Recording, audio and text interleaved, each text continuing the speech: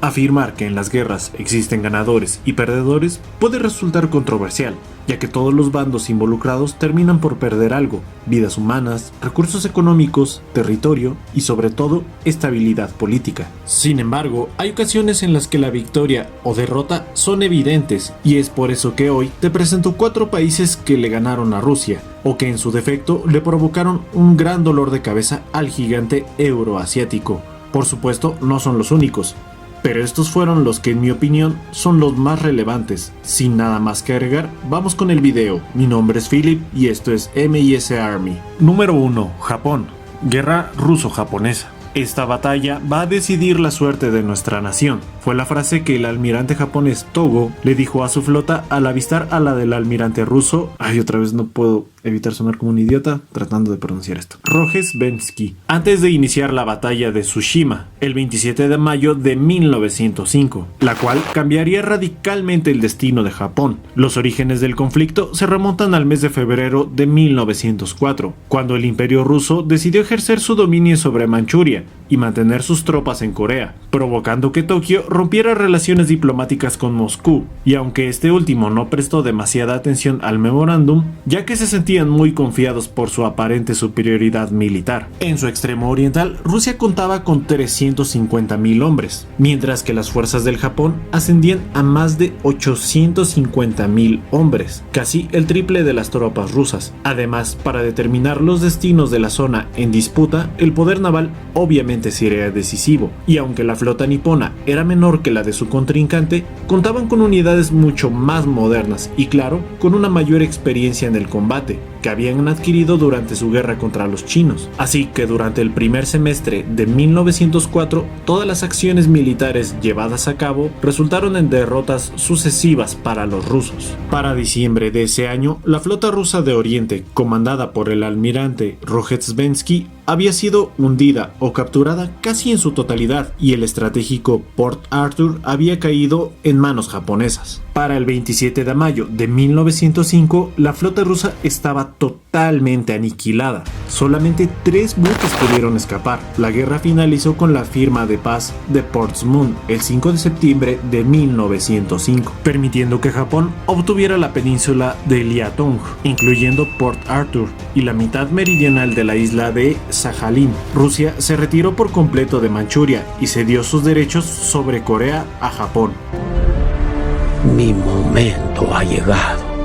La mayoría de la población rusa vio la derrota como una gran humillación, ya que fueron vencidos por quienes consideraban como un pueblo inferior. Esta ira fue descargada contra la clase dirigente, a la que se le consideraba como inepta, corrupta e ineficaz, por lo que se podría decir que esta fue la causa inmediata de la Revolución Rusa de 1905. Número 2. Finlandia. Guerra de invierno.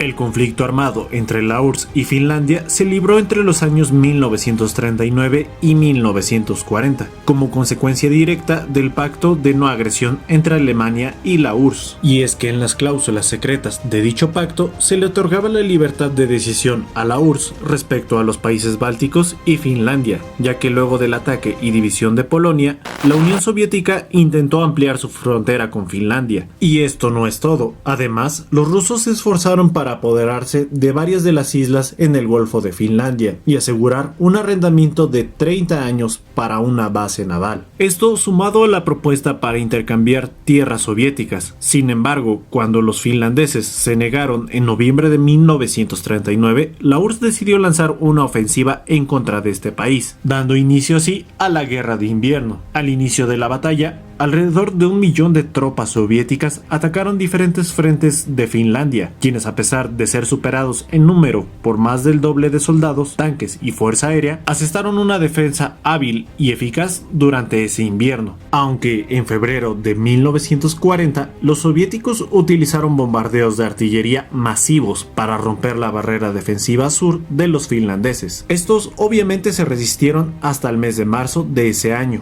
debido a que ni Francia ni Gran Bretaña les ayudó contra las tropas de la URSS. llevándolos a firmar el Tratado de Moscú, acordando la secesión de Karelina Occidental y la construcción de una base naval soviética en la península de Hanko. Podría afirmarse que Finlandia perdió la guerra, sin embargo, sometieron a los rusos a una guerra de desgaste, quienes al intentar repetir el éxito de la Blitzkrieg alemán en Polonia, no lograron coordinar la infantería y sus tanques. Por otro lado, los finlandeses mezclaron hábilmente las técnicas clásicas con las de la guerrilla, mostrando obviamente un mejor adiestramiento y un entusiasmo ante el enemigo. Las bajas oficiales por parte del Ejército Rojo fueron de 71.214, mientras que las pérdidas militares finlandesas fueron apenas de 23.557. Número 3.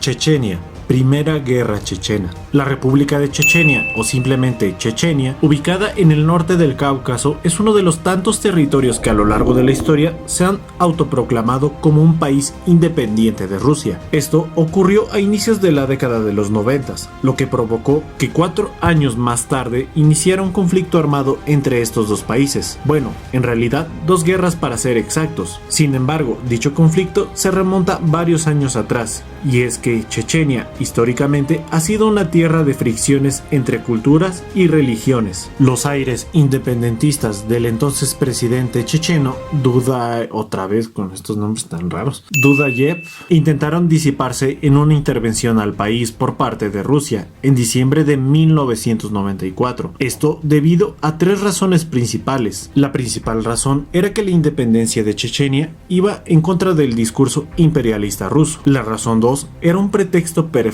para distraer a la población rusa de los problemas económicos del momento. Y la tercera razón, y la más importante, las grandes reservas de petróleo del país. La intensidad de la intervención rusa fue brutal. Sin embargo, la resistencia logró soportar el ataque, y es que muchos de los combatientes chechenos no luchaban realmente por sus convicciones o ideales nacionalistas, sino más bien para defender sus hogares y sus familias. La mayoría de los observadores internacionales apostaban por un conflicto breve, que terminaría con una aplastante victoria de las tropas rusas. Sin embargo, la historia se encargaría de quitarles la razón, y es que los rusos decidieron usar para tal misión una mezcla de unidades de élite y unidades acuarteladas en las proximidades del territorio checheno. Las consecuencias de esta mezcolanza impactaron en la confianza que había entre los oficiales y las tropas. En total se movilizaron 38.000 hombres con 230 carros de combate, 454 vehículos blindados y 388 piezas de artillería, aunque en realidad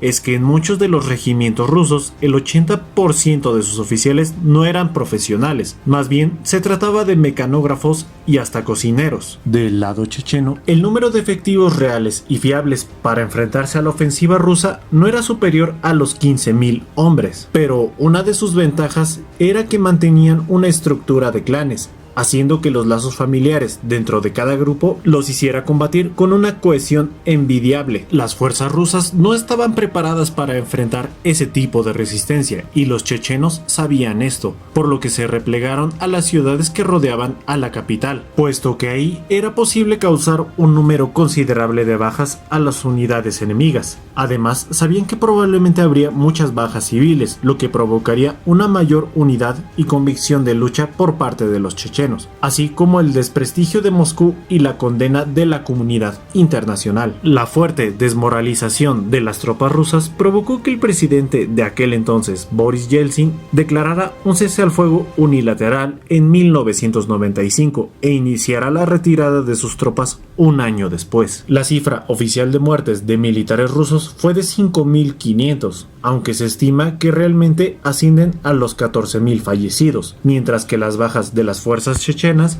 oscilan entre 3.000 y 15.000 soldados. Número 4. Conflicto actual de Ucrania. Como saben, este conflicto se remonta al 2013, cuando Ucrania estuvo a punto de firmar un acuerdo de asociación con la Unión Europea. Sin embargo, las presiones rusas obligaron a darle la espalda a la firma, provocando una serie de protestas en Kiev, y la inestabilidad política y social fue tal que en 2014 fue aprovechada por Rusia para desplegar tropas en la península de Crimea y anexarla a su territorio. El 21 de febrero del año en curso, el presidente ruso Vladimir Putin reconoció la independencia de la región de Donbass, que está integrada por dos supuestos nuevos países, la República de Donetsk y la República de Lugansk, territorios que en 2014 se autoproclamaron como independientes de Ucrania. Y es que el hecho de que Putin haya hecho este reconocimiento le permitió justificar el despliegue de sus tropas en ambos territorios bajo el pretexto de que ellos les habían pedido apoyo militar para concretar su independencia. Sin embargo, como hemos visto en los medios de comunicación,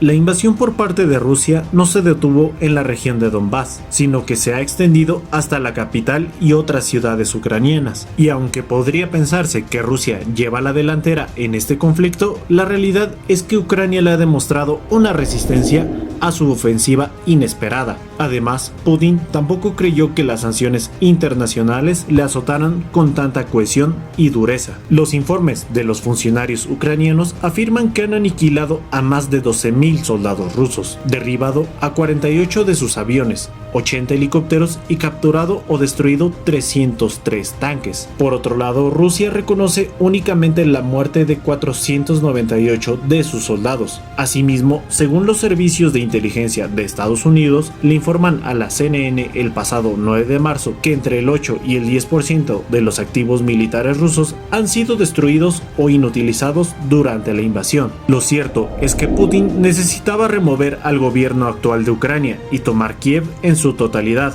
De lo contrario, será considerada como una derrota para sus ciudadanos y la comunidad internacional. Conforme más pasen los días, mayor es la posibilidad de que Rusia pierda esta guerra. Esto ha sido todo por mi parte. Muchas gracias por ver el video. Escríbeme en los comentarios qué otro conflicto armado han perdido los rusos. Si el video te gustó, no olvides dejarnos tu like, ya que esto me ayudaría a hacer más videos así. Te ha hablado Philip y esto es M&S Army.